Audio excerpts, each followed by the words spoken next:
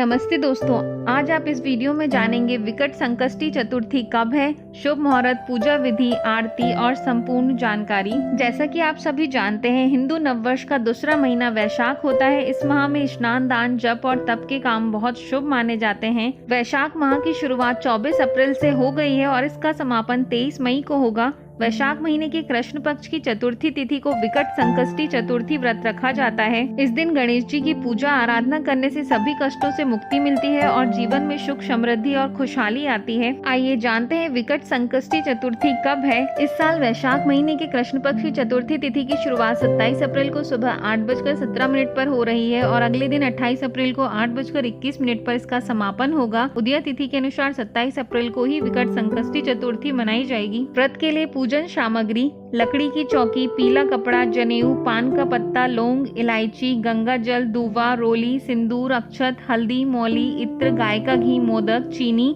सभी सामग्री एकत्रित कर लें। विकट संकष्टी चतुर्थी पूजन विधि: इस दिन सुबह जल्दी उठें, स्नान आदि के बाद स्वच्छ कपड़े पहने। इसके बाद मंदिर की साफ सफाई करें, घर में गंगा जल का छिड़काव करें, एक चौकी पर लाल या पीला वस्त्र बिछाएं, उस पर गणेश जी की प्रतिमा स्थापित करें। अब गणपति बप्पा की विधि विधान से पूजा करें, उनके समक्ष घी का दीपक जलाएं। गणेश जी को फूल, फल, दुर्वा, धूप, दीप और निवेद अर्पित करें। गणेश जी के बीज मंत्रों का जाप करें, उन्हें मोदक या मोतीचूर के लड्डू का भोग लगाएं। फिर सभी देवी देवताओं के साथ गणेश जी की आरती उतारें और लोगों को प्रसाद बांटें। धार्मिक मान्यताओं के अनुसार विकट संकष्टी चतुर्थी के दिन कुछ उपाय करने से घर में खुशियों का आगमन होता है। साथ ही अपने साधकों पर भगवान गणेश की कृपा सदैव बनी रहती है। यदि आप जीवन में लंबे समय से आर्थिक तंगी का सामना कर रहे हैं तो ऐसे में विकट संकष्टी चतुर्थी के दिन गणपति बप्पा के भोग में गुड़ और घी को शामिल करें। इसके बाद प्रसाद को गरीबों में दान करें। मान्यता है ऐसा करने से आर्थिक तंगी से छुटकारा मिलता है और धन लाभ के योग बनते हैं। विकट संकष्टी चतुर्थी के दिन भगवान गणेश को 5 हल्दी की गांठ चढ़ाएं और श्री गणाधिपति नमः मंत्र का जाप करें। यह उपाय आप लगातार 10 दिनों तक करें। माना जाता है ऐसा करने से साधक को जॉब में प्रमोशन मिल सकता है और धन में अपार वृद्धि होती है। मानसिक तनाव को दूर करने के लिए संकष्टी चतुर्थी के दिन प्रभु को पान का बीड़ा अर्पित करें, साथ ही गाय को हरा चारा खिलाएं। मान्यता है कि यह उपाय करने से घर की सुख और शांति सदैव बनी रहती है और सकारात्मक ऊर्जा का वास होता है। अगर आप व्यापार में सफलता प्राप्त करना चाहते हैं तो विकट संकष्टी चतुर्थी के दिन गणपति बप्पा को पूजा के दौरान गुड़ के लड्डू का भोग लगाएं। ऐसा माना जाता है कि यह उपाय करने से साधक को व्यापार में सफलता प्राप्त होती है। आइए अब सुनिए विकट संकष्टी व्रत कथा। पौराणिक कथा के अनुसार एक बार सभी देवी देवताओं के ऊपर भारी संकट आ गया।